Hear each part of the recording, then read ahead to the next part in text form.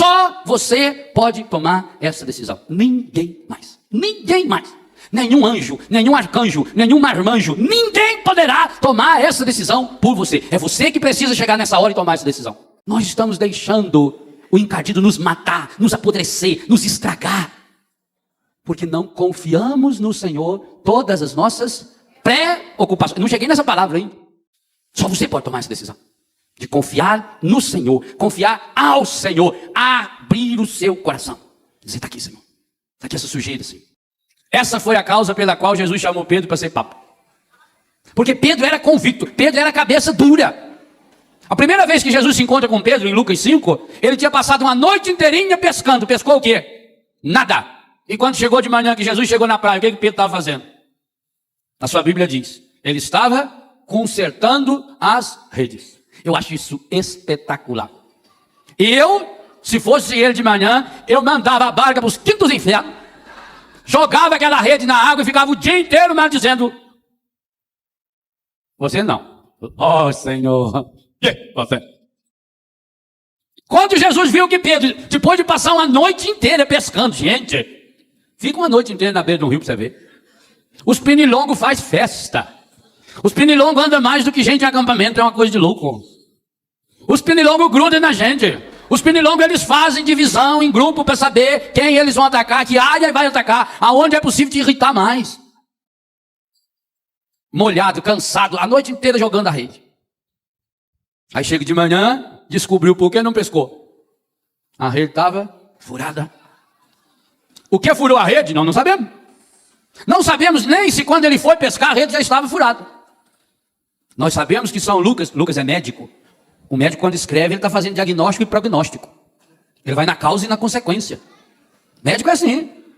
Lucas é médico. Então, quando ele fala de Jesus, quando ele fala de Pedro, ele não consegue deixar de ser médico. Ele olha e percebe. Porque foi que trabalhou a noite inteira e não pescou nada. Você confia. Mas em Deus nós não confiamos. Nós não confiamos nas nossas angústias mais profundas.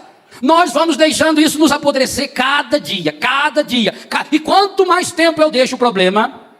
O que o padre falou hoje de manhã? Fruta podre. Não tem essa música aqui? Vamos tirar essa porcaria aí. Essa fruta podre, não tem mais jeito. Eu tenho que cortar, jogar aquele pedaço fora. O médico não fala pra gente? Só tá com problema no pé aí. Deu problema. Gangrena. E qual é o tratamento, doutor? O tratamento é serrote. Dá anestesia local, no centro de dor, mata o serro. Na hora. Quero ficar catuco, mas não quero morrer. Corta o pedaço da perna. Deixa tirar o seio. Quantas mulheres tiraram o seio? Deixa tirar o útero, o ovário. O Brasil ainda é um dos países que mais tem câncer peniano. E o único jeito de curar o câncer peniano é cortando o pedaço machucado. Quantos homens se submetem a isso? E pior ainda, a causa número 1 é falta de higiene. O Brasil, principalmente no norte e no nordeste brasileiro, nós temos um grande número de pessoas com esse problema. Pois vai lá e corta. Você arranca um olho, corta o pedaço da língua, dente. Nós somos capazes de deixar cortar aquilo que é essencial. O meu coração. Eu aceito viver até com o coração do outro. Quanta gente está aí na fila de transplante. Eu preciso de um coração novo. Pedindo rim novo, fígado, doação de córneas, eu aceito. Mas quando chega na hora de salvar a minha alma, e esse foi o evangelho da abertura desse acampamento, de que adianta o homem ganhar o mundo inteiro se vier perder sua alma. Nós estamos deixando o encardido nos matar, nos apodrecer, nos estragar. Porque não confiamos no Senhor todas as nossas preocupações. Não cheguei nessa palavra ainda. Eu falei que eram 2 palavras importantes. Só você pode tomar essa decisão. De confiar no Senhor, confiar ao Senhor, abrir o seu coração. Dizer, está aqui, Senhor. Está aqui essa sujeira, Senhor. Quantos de nós estamos com o coração muito mais sujo do que estava meu intestino? O nosso coração está tomado de um câncer muito pior do que um câncer galopante. Quantos de nós estamos deixando passar no nosso coração um fluido de ódio, de mágoa, de raiva, de ressentimento, muito pior do que o vírus do HIV, o vírus não sei das quantas? Quantos de nós? E tudo isso passa pela camisinha. Tudo isso passa.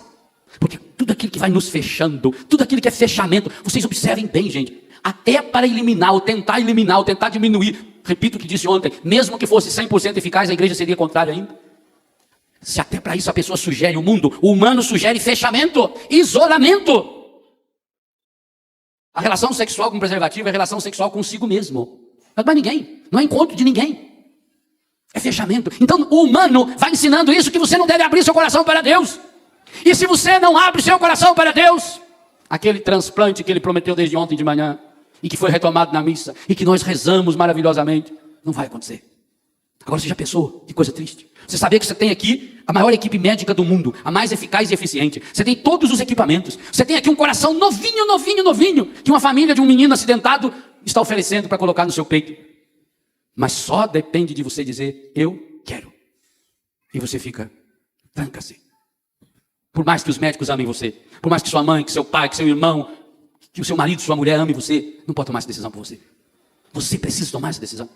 Então, enquanto você não tiver coragem, enquanto eu não tiver essa coragem, a coragem de Pedro, o que Pedro nos ensina aqui, ele fez. A coragem de confiar no Senhor. Confiar é abrir o coração para o Senhor e mostrar essa sujeirama que está lá dentro. Quantos de nós estamos carregando sujeiras? Desde o útero da nossa mãe. Pior, além de carregar, é que você fica mexendo nela, mexendo. Não tem a expressão de espalhar merda no ventilador? É mais ou menos o que a gente faz. Cada vez que você está remoendo, você volta lá no passado. Lá, alguém contou para você que a sua mãe queria ganhar um menino. Pronto, bastou isso para você, a partir daquele dia, se decepcionar com sua mãe e ficar o resto da vida lamuriando e mexendo e espalhando aquela merdeca lá dentro do ventilador do seu coração. E aquilo depois foi para as pernas, foi para a cabeça, foi para todo o corpo. E depois que toma conta do seu corpo, toma conta da sua alma. Você joga isso nos seus relacionamentos. Todas as pessoas passam a não prestar mais no mundo. Todas as pessoas são minhas inimigas. Todas as pessoas, padre, eu sou a pior vítima desse mundo. Tudo é contra mim. Todo mundo é contra eu, tudo é contra mim. Eu sofro desde pequeno, eu sofro isso. Vai espalhando. E aí chega o pior dos piores. É a hora que espalha isso no espírito, na alma, no meu relacionamento com Deus. Então isso torna-se um obstáculo para que Deus cuide de mim. E Deus está aqui do meu lado. Mas Ele não me obriga. Deus sabe quem eu sou. Sabe quem você é. Mesmo quando a gente não se respeita, Deus nos respeita. Ele que nos fez. Ele sabe a grandeza que é o ser humano. Ele sabe que o ser humano não é uma coisa que você tira daqui e bota lá. Mas porque nós estamos acreditando nisso, que o mundo está nos ensinando, que o ser humano é uma coisa que você usa e depois joga fora. E falou para Pedro, afasta-te de mim, Satanás. Me impressiona Jesus. Pedro levou Jesus do lado. Jesus, para repreender, traz ele de volta. Nós precisamos trazer a pessoa de volta para a terra dela, para pôr o pé no chão. Nós precisamos trazer a pessoa para a claridade. E por que Jesus olha para os discípulos? Porque queria ofender Pedro e humilhar Pedro na frente dos outros? Não, porque aquilo que Pedro teve a coragem de falar era exatamente aquilo que todos estavam pensando. Quando todo mundo pensa a mesma coisa, é sinal que ninguém está pensando. Correto? Se todo mundo pensa igual, não está pensando. Pedro teve a coragem de expressar o que cada um ali estava querendo falar. Então Jesus traz Pedro de volta. Jesus não fala lá no ouvido dele. Olha para cada um e diz, afasta-te de mim, Satanás. E por que Satanás? Porque você está pensando como homem. Aí a gente fica assustado. Aí. A lógica seria, afasta-te de mim, Satanás. Você está pensando não como Deus, mas como demônio. Mas Jesus já está chamando a atenção ali para algo que está muito sério nesse versículo 7. Que ao pensar como homens, e o Padre Jonas falava isso hoje de uma forma muito explícita para nós. Quando nos dizia que precisava dar uma notícia ruim. Que na verdade não é uma notícia ruim. Porque quando eu sei que eu sou incapaz de resolver um problema, é o primeiro passo para resolvê-lo. Ao saber que, humanamente, nós não temos saída, nós não temos solução, nem para o Brasil, nem para a nossa família, nem para a sua vida, nem para os seus problemas de saúde, nem para os seus... Não tem. Que você é absoluto e completamente impotente. Esse é o primeiro passo para uma pessoa se libertar de qualquer droga. Reconheço que eu sou impotente, mas é duro demais. Por isso Jesus falou, Pedro, você não está pensando como Deus, você está pensando como homem. E ao pensar desse jeito humano, nivelado, escondido, trazendo as coisas para o cantinho, querendo resolver as coisas aqui na conversa baixinho, ao fugir da luz e principalmente ao sair da comunidade, então quem está dominando você é o encardido. Afasta-te de mim, Satanás. Jesus foi duro com Pedro. E porque foi duro com Pedro, Pedro se tornou naquele homem que foi capaz de conduzir a igreja, aquela igreja que nascia como uma seita, aquela igreja perseguida, sofrida. Quantas pessoas foram assassinadas? Inclusive Pedro. Mas para que ele se tornasse naquele homem cheio do Espírito Santo, que com um único sermão converteu 3.000 pessoas. Nem Jesus foi capaz de fazer isso. Não há nenhum lugar na Bíblia que diz que Jesus converteu 3.000 pessoas de uma vez só. Diz que ele alimentou multidão, mas na hora da conversão sobravam os gatos pingados. A sombra de Pedro curava os doentes. Isso não se diz nem de Jesus. Aquilo que São João diz, Jesus fala através de São João, aquele que crê em mim fará as obras que eu faço, ainda fará maiores ainda. Em Pedro vai acontecer isso. Aquele homem que converte 3.000 pessoas com um único sermão. Aliás, um sermão que ele começou e nunca terminou. Esse sermão de hoje, que nós estamos meditando nesse acampamento, é a continuação daquele sermão de Pedro. A sua primeira, a sua segunda carta. E dos Pedros que vão continuando na igreja. Hoje João Paulo II, como hoje meditávamos na missa João 23. Então esse homem foi temperado. Quando Jesus viu que Pedro era capaz de consertar a rede estragada, que Pedro falava o que sentia, o que pensava, viu que aí tinha um começo maravilhoso de uma história que, graças a Deus, já fazem 2000 anos. Pois é esse Pedro que hoje olha para mim, para você, e diz o seguinte: ele tem... E aí você poderia pensar, mas da minha vida Deus não tem cuidado. Se Deus estivesse cuidando da minha vida, não teria acontecido isso. Se Deus estivesse cuidando da minha vida, eu não teria cometido aquele pecado. Se Deus estivesse cuidando da minha vida, eu não teria aprendido a fumar. Eu não teria aprendido a beber. Se Deus estivesse cuidando da minha vida, se isso fosse verdade, eu não teria transado a primeira vez, me estragado. Eu não teria me contaminado com essa doença. Eu não teria esse vício. Então nós lemos a verdade que Pedro nos ensina dessa palavra a partir do referencial errado. E também aqui Jesus precisará olhar para mim e para você e dizer: afasta-te de mim, Satanás. Porque estamos pensando com os critérios humanos. Estamos nivelando, estamos deixando um falso humanismo. Falso, porque quando se fala de humano, mas tira Deus, é falso humanismo? É um humanismo pobre, que coisifica e que é o que o mundo moderno está experimentando? Então, para que cheguemos a essa experiência, a primeira parte do versículo qual é? Confiai-lhe todas as vossas preocupações. Duas palavras aqui são fundamentais para a gente chegar a essa experiência. A primeira palavra é confiai-lhe. Portanto, confiai no Senhor. O que é confiar? A gente confia em gente estranha. A gente tem fé em quem a gente não sabe. Qualquer pessoa fala qualquer bobagem você faz. Na hora do desespero, mas minha nossa. A pessoa está com câncer.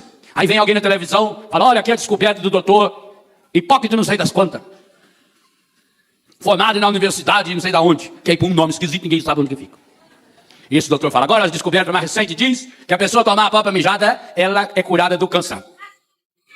Pois tem onda! Comprando urinol novo. Vai beber. Por que não? Você viu falando na televisão? Ah, foi um doutor, nossa, é um especialista. Já curou mais de 1 milhão de pessoas que não tinha câncer e não bebeu mijada. Esqueceu de falar esse detalhe. Não, se você fizer o chá da língua da perereca verde, o pessoal sai por aí caçando perereca verde para arrancar a língua dela.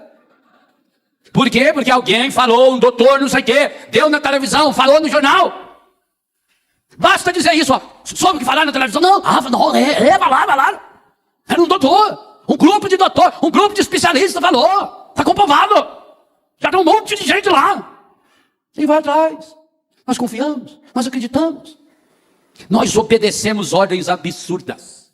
Salvar nossa alma. O que a gente é capaz de fazer? Veja. Agora, quando chega na hora de rasgar meu coração, diz, aquele padre lá, não vou não. Naquele outro padre não vou não. Eu vou contar para o padre? Não. Aí eu não conto para o padre. Pior, eu não conto para Deus. Pedro está dizendo: confiai-lhe todas. Todas significa todas. E o que é confiar? Confiar é fazer isso. Eu fiz, e quase todas as senhoras que tiveram filho tiveram que fazer coisa similar. Não é verdade? Tem que fazer. Você tem uma quantos homens morrem em consequência do câncer de próstata? Porque não tem outro jeito de descobrir, depois que deram o exame de sangue, sem fazer o toque na pessoa. Mas a hora que fala que você está com problema, meu filho, você procura um médico estranho, um desconhecido, pequenininho, mas dá um jeito, né? Eu vou morrer? Não. Nós vamos atrás, nós queremos salvar a nossa saúde. Mas aquilo que causa tudo isso, nós trancamos aqui dentro. E não tem um óleo de rícino capaz de ser bebê que lava o seu coração dessas tranqueiras todas. Não existe. Existe sim um óleo muito mais profundo, que é o óleo do Espírito, que fluiu do coração rasgado de Jesus, completamente pelado na cruz, humilhado, diante de todo mundo, para ensinar para mim e para você: esse é o único jeito. Nós confiamos numa enfermeira, num médico desconhecido, ou conhecido. Nós, preciso fazer uma operação, você vai para a operação, você reza e vai. Chega lá, corta, você tu tira. O que você pode fazer? Nada, você está anestesiado.